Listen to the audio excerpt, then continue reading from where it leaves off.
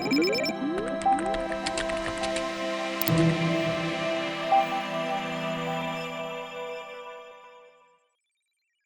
do I prove my innocence if I'm accused of domestic violence? Well, number one, it needs to be said that you do not have to prove your innocence.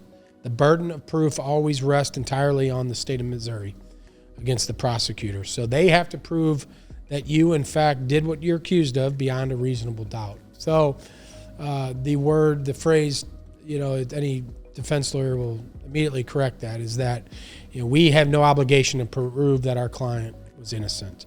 They have the obligation, the state, the prosecutor has the obligation to prove our client did it beyond a reasonable doubt. Now, that said, we don't just sit there on our hands and do nothing. We do an investigation.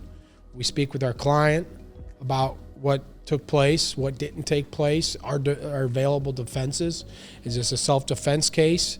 A lot of the times domestic assault turns into that. A viable defense is self-defense in this area. And so we do all those things to help raise reasonable doubt or to help aid in getting a better plea offer.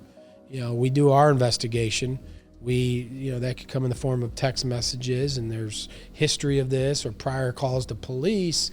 There's a number of different things that we will work collaboratively with our client to obtain. So we ultimately are going to the prosecutor and saying, hold up, this isn't what this case looks to be.